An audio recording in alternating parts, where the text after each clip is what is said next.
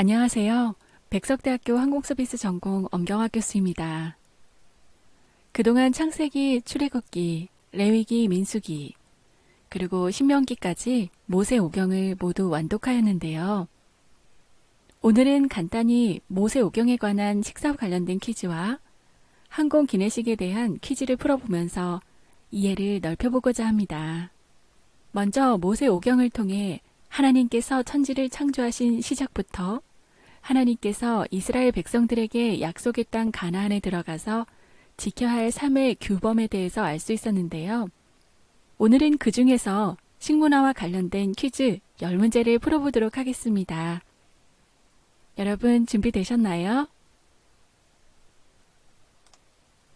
첫 번째 문제입니다. 노아는 농사를 시작하면서 처음 심은 나무가 무엇이었을까요? 정답은 포도나무입니다. 창세기 9장에서 노아가 포도나무 농사를 시작한 것이 나오는데요. 고전시대와 중세시대의 와인과 단어라는 윌슨의 저서에 의하면 노아의 와인은 알코올 음료를 의미하는 구어체를 암시한다고 합니다. 두 번째입니다. 처음 익은 곡식 중에서 무엇을 거제로 타작마당에 거제같이 들어 드리라고 했을까요? 바로 가루떡입니다. 히브리어로는 할라라고 하는데요.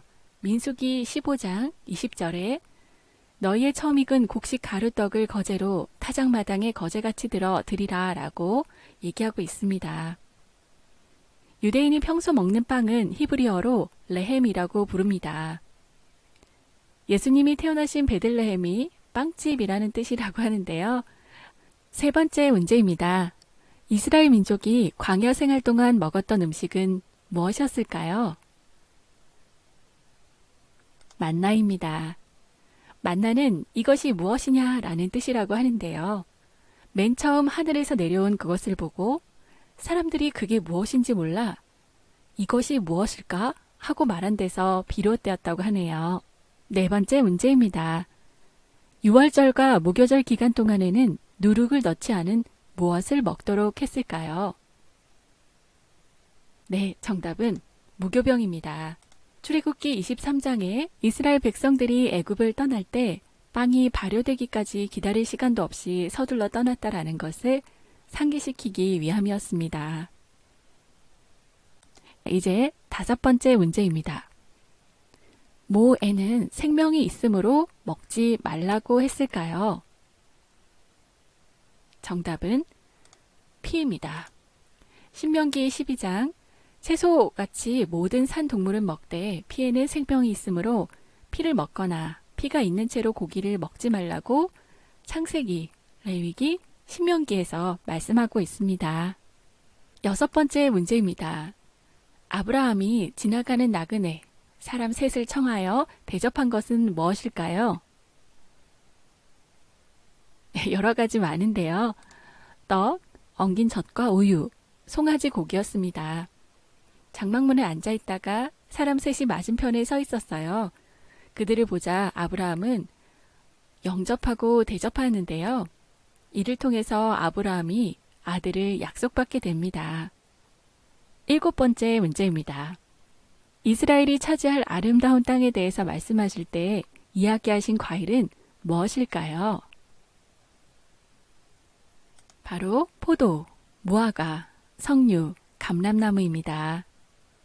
밀과 보리의 소산지요 포도와 무화과와 석류와 감람나무와 꿀의 소산지다 라고 하신 신명기 8장 말씀처럼 올리브, 포도, 무화과 등을 먹었음을 알 수 있습니다. 여덟 번째 문제입니다. 광야시대 이스라엘 사람들이 불평하면서 애굽에서는 이런 것들을 먹었다라고 했었던 음식은 무엇이 있었을까요? 생선, 오이, 참외, 부추, 파, 마늘입니다. 민수기 11장에 우리가 애굽에 있을 때는 값없이 생선과 오이와 참외와 부추와 파와 마늘들을 먹은 것이 생각나거늘 하면서 불평을 토로했는데요. 이로 인해서 모세가 하나님께 백성들을 다스릴 제사장들을 세우게 되는 계기가 되었습니다.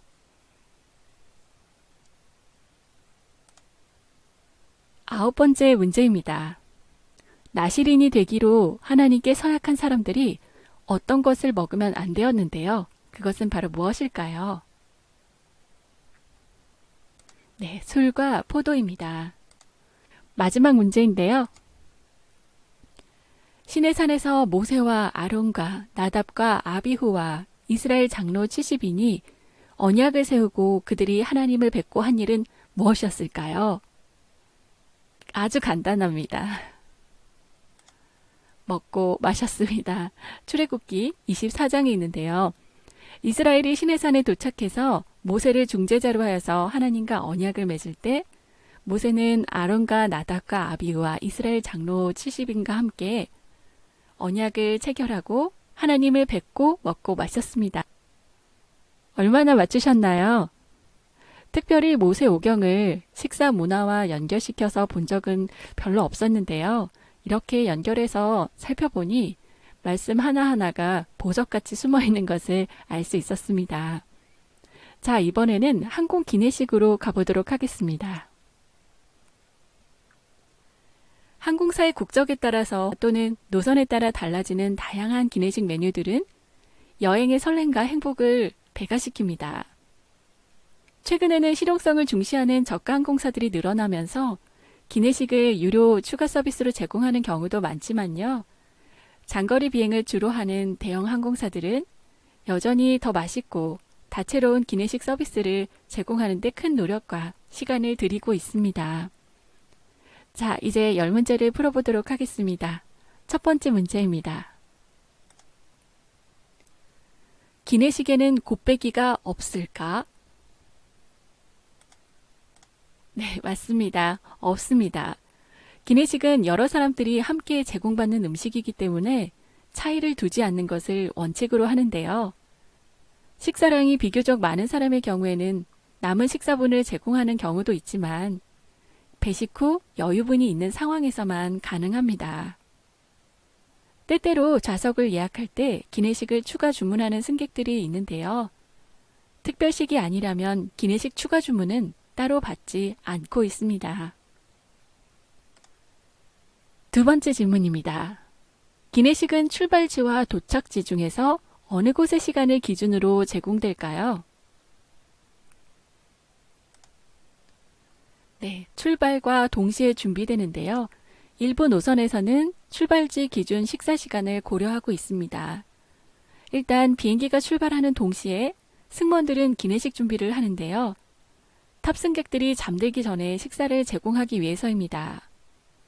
첫 번째 식사가 끝나고 난 후부터는 보통 도착지를 기준으로 해서 식사가 나옵니다. 따라서 도착지의 시간상 아침 식사 시간일 경우에는 오믈렛처럼 보통 때보다 가벼운 식사를 제공하고 있습니다. 세 번째 질문입니다. 탑승 전에 특별 기내식을 주문할 수 있을까요? 네, 가능합니다. 그러나 최소한 비행기 출발 24시간 전까지 예약과에 주문을 해야 되는데요. 종교식, 채식, 다이어트식, 유아식, 어린이식 모두 사전 주문을 할 수 있고 비행기 출발 24시간 전까지 주문하면 됩니다. 기내식을 가장 많이 먹는 노선은 어디일까요? 아무래도 비행시간이 가장 긴 노선이 되겠죠. 국적 항공사를 기준으로 했을 때 인천 상파울루 노선이 가장 긴 노선인데요. 현재는 잠정적으로 중단된 상태입니다. 유럽, 미주 장거리 노선에서는 두 끼 식사와 한 번의 스낵이 제공돼서 횟수가 가장 잦은데요. 인천 상파울루 노선에서는 4끼 식사를 제공하고 있습니다. 음식의 신선도를 위해서 대한항공은 2끼 식사분은 인천국제공항에서 탑재한 후 출발해서 미국 LA에서 환송 수속을 위해 대기할 때 나머지 2끼 식사분을 탑재하는 방식으로 운영하였습니다. 자, 5번째 문제입니다. 승무원들도 손님들과 같은 식사를 할까요? 네, 맞습니다. 같은 기내식을 식사하는데요. 승무원들 역시 손님들과 같은 기내식을 먹고 있습니다. 케빈 크루 같은 경우에는 일반석 식사를 하고 기장님들은 비즈니스 클래스 혹은 1등석 수준의 식사를 하는데요. 중요한 것은 기장과 부기장님이 서로 다른 메뉴의 식사를 해야 한다는 것입니다. 이것은 만에 하나 기내식에 문제가 있어 식중독이 일어날 경우를 대비해서 모든 항공사들이 원칙적으로 지키는 사항입니다. 6번째 문제인데요. 생일이나 기념일에 케이크 주문을 할 수 있을까요? 네, 축하 케이크를 주문할 수 있습니다. 기념일에 비행기를 이용하는 경우에도 축하 케이크를 주문할 수 있는데요. 대부분의 항공사들이 생일, 신혼여행 축하 케이크를 제공하고 있고요. 이 밖에 결혼기념일 등 다양한 기념일에도 케이크를 선물로 주기도 합니다. 그렇다면 그 기내식은 얼마일까요? 한번 추정해 보시겠어요? 아마 클래스별로 조금 다를 텐데요. 일반석은 만원에서 3만원, 비즈니스석은 5에서 8만원, 1등석은 8에서 12만원 정도 한다고 합니다. 기내식의 원가는 대회비로 외부에 공개하지는 않아요. 기내식 단가는 좌석 가격에 비례하는 게 보통인데요. 보통 1대 3대 4 정도의 비율로 보고 있습니다. 예를 들어서 일반석 기내식이 2만원이라면 비즈니스석은 6만원 이상, 1등석은 8만원 이상이라고 보고 있습니다. 8번째 문제예요. 기내식을 집에서 배달해 먹을 수 있을까요? 일부 가능합니다. 원래 세관법상 기내가 아닌 곳에서 기내식을 유통 판매할 수는 없습니다. 기내식은 보세구역으로 지정된 공항과 항공기에서만 생산되고 유통돼야 되는데요. 보통 기내에서 음료를 주문할 때 승무원들이 직접 뚜껑을 열어주는 경우가 있는데요. 이 역시 기내식의 외부 유출을 막기 위한 것이기도 합니다. 그러나 최근 코로나19 사태로 인해서 일부 항공사들에서 기내식을 집까지 배달하는 서비스를 만들기도 하였습니다. 이것은 세관법상 규정을 받는 기내식과는 별도로 생산해서 제공을 하고 있습니다. 9번째 문제입니다. 비행기에서 기내식을 직접 조리하기도 하나요? 정답은 반조리입니다. 1등석 쿠키는 일부 조리하기도 하는데요.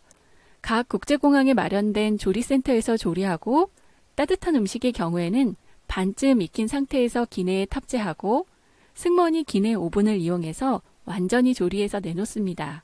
그래서 대부분의 음식은 기내에서 오븐을 이용해 음식을 데우는 기능을 하는 반조리 상태로 제공하고 있고요. 따뜻한 커피와 쿠키, 그리고 항공여행.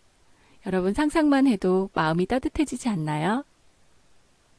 마지막 문제입니다. 그렇다면 기내식이 가장 맛있는 항공사는 어디일까요? 해마다 다른 항공사들이 선정이 되는데요. 스카이트랙스에서 뽑은 기내식이 가장 맛있는 항공사로 일반석의 타이항공, 비즈니스석의 터키항공, 1등석의 에티하드 항공이 꼽혔습니다. 세계 최대의 항공 서비스 평가 업체인 스카이트랙스가 발표한 순위를 보면 미주 지역 항공사보다는 유럽과 아시아, 중동 지역의 항공사들이 많이 선정이 되었는데요.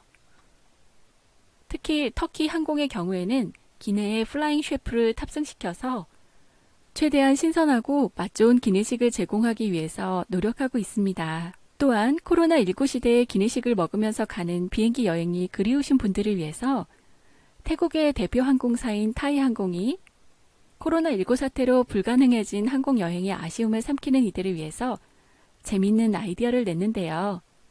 객실 모양을 흉내내 식당을 만들어 기내식을 판매하는 겁니다. 타이항공은 방콕 시내 본사 2층에 비행기 객실을 닮은 레스토랑을 열었는데요. 오전 7시부터 오후 2시까지 운영되는 이 식당에 고객들이 비행기를 탄 기분을 느낄 수 있도록 실제 항공기 좌석을 그대로 가져와서 설치했습니다. 특히 출입물에 항공기를 오르내릴 때 사용하는 스텝카, 계단도 설치해서요. 고객들이 실제 비행기를 타는 느낌이 들도록 한 점도 재치가 느껴집니다. 우리가 먹는 음식은 본질적으로 창조주 하나님께서 주신 은혜의 선물입니다. 음식을 대하는 우리의 마음가짐이 무엇보다 중요하다고 생각이 되는데요. 생명의 에너지원인 음식을 사회적 관계 속에서 친교와 화친을 위해 그리고 하나님과의 언약 관계를 생각하면서 먹고 마시는 감사, 경건에 찬 자세가 중요하다고 할 수 있겠습니다. 오늘은 모세오경과 항공 기내식에 관한 식문화 퀴즈를 풀어보았습니다.